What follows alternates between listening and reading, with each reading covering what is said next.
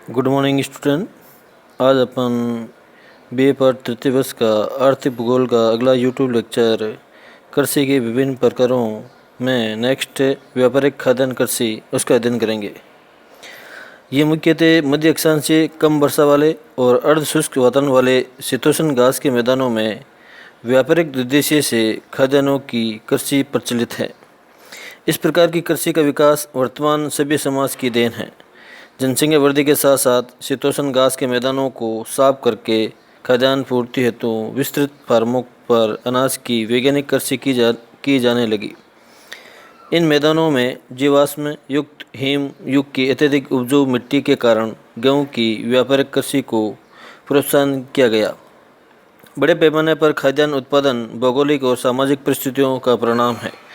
इस प्रकार से बढ़ती हुई जनसंख्या के कारण खाद्यान्न आपूर्ति करने के लिए शीतोष्ण कटिबंधीय घास के मैदानों को साफ करके तकनीकी और वैज्ञानिक युग का प्रयोग करके मानव लगातार रूप से इस प्रकार की व्यापारिक खाद्यान्न कृषि का उत्पादन करता जा रहा है, जो एक विशेष प्रकार की कृषि है। यह मुख्यतः मध्य अक्षांशीय क्षेत्रों में और कम वर्षा वाले क्षेत्रों में अर्ध शुष्क वातावरण में अधिकांशतः कृषि होती है। व्यापारिक खाद्यान्न कृषि के क्षेत्र areas of commercial grain farming. व्यापारिक खाद्यान्न कृषि विश्व के सभी महाद्वीपों में विस्तृत है। इसका विस्तार उत्तरी अमेरिका के प्रेरी प्लेन व रूस के स्टेपी, अर्जेंटीना के पंपास, दक्षिण अफ्रीका के वेल्ड तथा ऑस्ट्रेलिया के डाउन्स में मिलता है। संयुक्त राज्य अमेरिका में मैनिटोबा, डकोटा, कंसास, वाशिंगटन व ओरेगन राज्यों में, कनाडा के एल्बर्टा व सस्केचुआन राज्यों में पेरी घास क्षेत्रों में इस कृषि का विस्तार पाया जाता है। यूरेशिया में यूक्रेन से व रूस के साइबेरिया के मध्य फैला हुआ चरनोजम मिट्टी वाला स्टेपी घास क्षेत्र, अर्जेंटीना में बाया ब्लांका से सांतोप तक हृदय स्थल पंपा घास क्षेत्र, दक्षिण अफ्रीका में वेल्ड क्षेत्र और ऑस्ट्रेलिया में मरे व डार्लिंग नदियों की घाटियों में डाउन्स घास क्षेत्रों में व्यापारिक खाद्यान्न कृषि की जा रही है। अर्थात इसके मुख्य कृषि क्षेत्र पंपास, वेल्ड, मरे व डार्लिंग नदियों की घास क्षेत्रों में इस प्रकार की कृषि लगातार रूप से की जा रही है। अतः अपन कह सकते हैं कि शीतोष्ण कटिबंधीय घास के क्षेत्रों में व्यापारिक खाद्यान्न कृषि क्षेत्र के प्रमुख एरिया माने गए हैं, जो मानचित्र में दर्शा रखा है। उत्तरी अमेरिका, दक्षिण अमेरिका के वेल्स में, इधर एशिया यूरोप के उत्तर में, रूस के साइबेरिया प्रदेश में स्टेपी घास के क्षेत्र, पंपास घास के क्षेत्र, ऑस्ट्रेलिया के मरे व डार्लिंग नदी घाटी के आसपास के शीतोष्ण कटिबंधीय घास के क्षेत्रों में इस प्रकार की कृषि वर्तमान में की जा रही है। इसकी भौगोलिक परिस्थितियाँ, जोग्राफिकल कंडीशन। नंबर 1, जलवायु।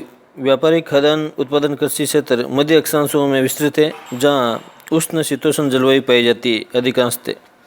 तापमान, शीत ऋतु लंबी होती हैं और तापमान हिमांक से नीचे चले जाते हैं। ग्रीष्मकाल में तापमान 15 से 21 डिग्री सेंटीग्रेड तक रहता है। कम तापमान के कारण कम वर्षा में भी कृषि उत्पादन संभव हो जाता है, क्योंकि वाष्पीकरण अपेक्षाकृत कम होता है और वार्षिक तापांतर अधिक रहता है। वर्षा, समुद्र से दूर होने के कारण यहाँ पहुँचते पहुँचते हवाओं की आर्द्रता कम हो जाती है तथा कुछ भाग पर्वतीय वृष्टि छाया में पड़ते हैं। यदि वर्षा का औसत 25 से 50 सेंटीमीटर रहता है। पछुआ हवाओं से इन प्रदेशों में वर्षा अधिक नहीं हो पाती है। शीतकाल में तापमान हिमांक से नीचे होने के कारण हिमपात होता है। मृदाएं, सॉइल। प्रारंभ में यह क्षेत्र पशुपालन के क्षेत्र है, जहाँ विस्तृत चारागाहों में प्रतिवर्ष घास सूखती थी और मिट्टी में मिलती रहती थी, इसलिए मिट्टी में नाइट्रोजन की मात्रा अत्यधिक होती है। कम मात्रा के कारण घुलनशील रसायन भी मिट्टी में बने रहते हैं। अतः ये संसार की उर्वरक मिट्टियों का पाया जाना व्यापारिक कृषि के लिए वरदान साबित हुआ, क्योंकि यहाँ पहले शीतोष्ण कटिबंधीय घास के मैदान थे। इन घास के मैदानों को हटाकर लगातार उस मिट्टी का प्रयोग किया जा रहा है। या नवीन प्रकार के खेतों का निर्माण करके, इस प्रकार से मृदाओं का निर्माण करके यहाँ कमर्शियल ग्रेन फार्मिंग की जा रही है। सामाजिक और आर्थिक दशाएं, सोशल और इकोनॉमिक कंडीशन। व्यापारिक अन्न उत्पादक कृषि क्षेत्र नए बसे हुए क्षेत्र हैं, जहाँ पहले केवल पशु चारण करने वाले लोग निवास करते थे। व्यापारिक कृषि के विकास के बाद ही यहाँ अधिवासियों का विकास या रहने के लिए आवासों का विकास तेज गति से हुआ है। अतः इन प्रदेशों में निम्न दशाओं के कारण भी व्यापारिक कृषि का विकास हुआ है। नंबर 1, अल्प जनसंख्या। यहाँ जनसंख्या बहुत कम है अधिकांश भागों में 25 से 50 व्यक्ति प्रति वर्ग किलोमीटर निवास करते हैं। कुछ भागों में विशिष्ट प्रदेशों में 100 से 150 व्यक्ति प्रति वर्ग किलोमीटर में निवास करते हैं। अतः अल्प जनसंख्या के कारण जहाँ एक और कृषि में अधिकांश कार्य मशीनों से किया जाता है, कारण जनसंख्या का अल्प पाया जाना, वहीं दूसरी ओर प्रति व्यक्ति उत्पादन अधिक होता है, इसलिए अत्यधिक मात्रा में खाद्यान्न व्यापार के लिए बेचा जाता है, जिससे व्यापारिक खेती को बल मिला है। विकसित यातायात के साधन। इस कृषि में विशाल आकार के फार्मों में एक स्थान से दूसरे स्थान पर आने जाने, परिवहन के लिए मशीनों को लाने ले जाने, अन्न को बंदरगाहों तक या निर्यात केंद्रों तक पहुंचाने के लिए यातायात के साधनों का विकास तीव्र गति से हुआ है। फलस्वरूप उत्पादन क्षेत्रों से उत्पाद को सुगमता से पहुंचाया जाता है, अर्थात सुविकसित यातायात साधनों के विकास के कारण इस कॉमर्शियल कृषि का विकास तेज गति से संपूर्ण विश्व में हो रहा है। विस्तृत बाजार। व्यापारिक अन्न उत्पादक क्षेत्रों के निकट ही औद्योगिक सघन बसे क्षेत्रों में खाद्यान्नों की मांग रहती है, जैसे स्टेपी प्रदेशों के समीप, यूरोपीय देश व पेरिफेरल क्षेत्रों के निकट, संयुक्त राज्य अमेरिका का झील क्षेत्र, यमान झील प्रदेश व अटलांटिक तटीय क्षेत्र में खाद्यान्नों की मांग लगातार रूप से बनी रहती है। अतः इन प्रदेशों को खाद्यान्न सघन बसे क्षेत्रों के विस्तृत बाजार की मांग की पूर्ति लगातार रूप से करता रहता है। प्रति हेक्टेयर उत्पादन कम। अर्ध शुष्क जलवायु के कारण इन प्रदेशों में प्रति एकड़ उत्पादन कम होता है। यदि मानवीय श्रम और पशु शक्ति से कृषि की जाए तो अधिक लाभ नहीं होगा। यही कारण है कि यह अधिकांश कार्य मशीनों से किया जाता है। विशाल कृषि फार्मों पर मानव श्रम से कृषि संभव नहीं है। लगातार रूप से मशीनों के द्वारा, तकनीक के द्वारा इस प्रकार की प्रति हेक्टेयर उत्पादन कम होने के कारण कृषि में मशीनों का अधिक उपयोग किया जाता है। इस प्रकार कई भौगोलिक, सामाजिक और आर्थिक कारकों के परिणाम स्वरूप विस्तृत व्यापारिक कृषि का स्वरूप देखने को मिलता है। विशेषताएं। इसकी प्रमुख विशेषताएं। एक, फसल प्रधान कृषि। इस कृषि में एक ही फसल के उत्पादन पर पूरा बल दिया जाता है, जिसमें गेहूं प्रमुख फसल हैं, जो व्यापार करने के उद्देश्य से उत्पन्न की जाती हैं। संयुक्त राज्य अमेरिका में अधिकांशतः गेहूं की कृषि की जाती है, परंतु एक पेटी में मक्का का उत्पादन भी होता है। अन्य क्षेत्रों में जौ, जई, राई आदि फसलों भी आवश्यकता अनुसार उत्पन्न की जाती हैं। विश्व का एकमात्र ऐसा देश है USA, जहाँ विभिन्न प्रकार की पेटियाँ फसलों की पेटियाँ पाई जाती है, जैसे गेहूँ की पेटी, मक्का की पेटी, जौ की पेटी, डेयरी एंड फार्मिंग की पेटी। अलग अलग प्रकार की पेटियों में वहाँ कृषि की जाती है। पशुपालन का गौण स्वरूप। इस प्रदेश में पशुपालन नगण्य है।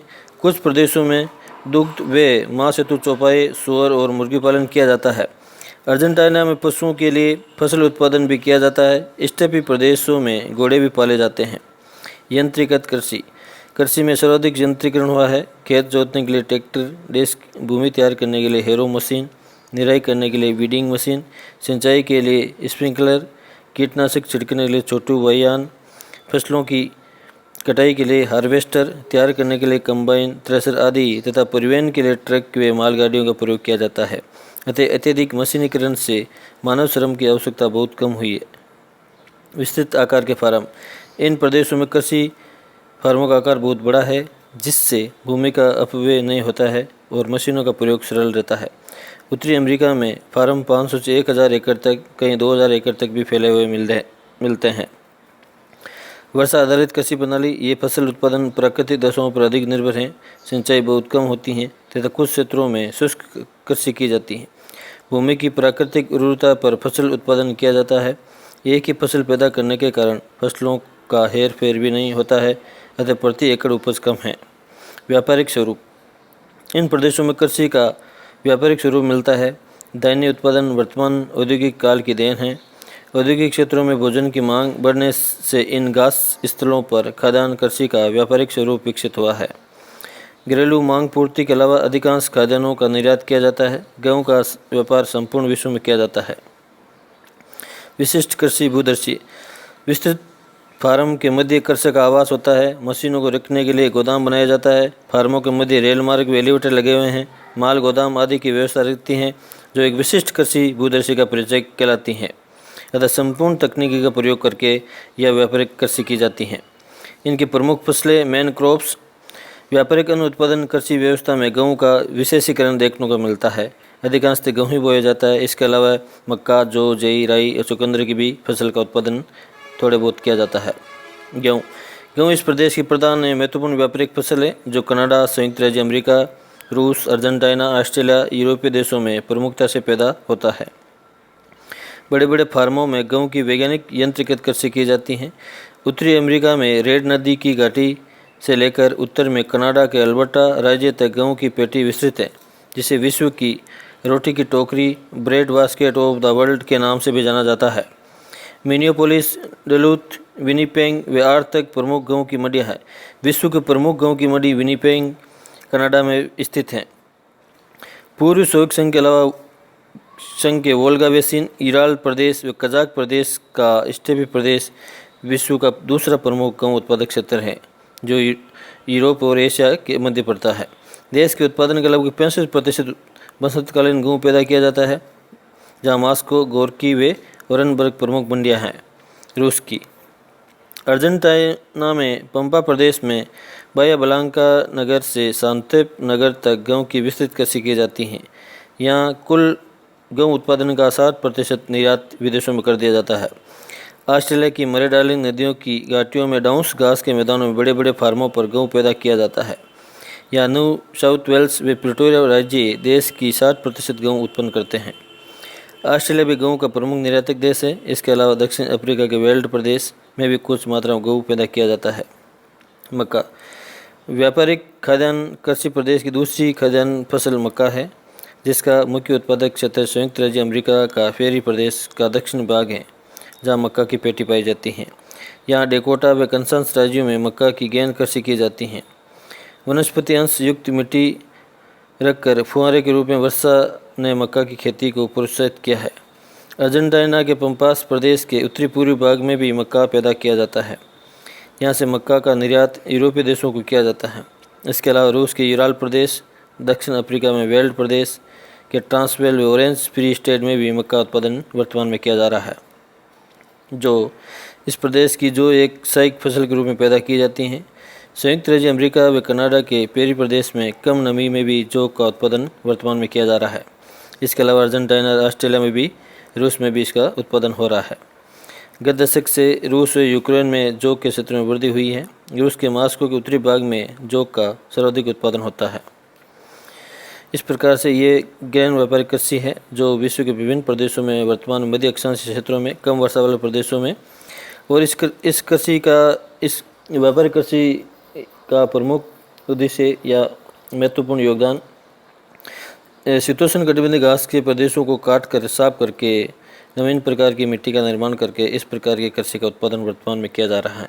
यहाँ मुख्यतः गेहूँ, मक्का की कृषि की जाती है, जो स्थानीय आपूर्ति की मांग की पूर्ति करने के बाद नज़दीक के व्यापारिक केंद्रों पर इसको विदेशों में सेल कर दिया जाता है, जिससे इसकी आर्थिक इनकम लगातार रूप से बढ़ती रहती है। अतः संपूर्ण विश्व में उत्तरी अमेरिका, दक्षिण अमेरिका, यूरोप के उत्तरी भाग में इस प्रकार की कृषि लगातार रूप से की जा रही है।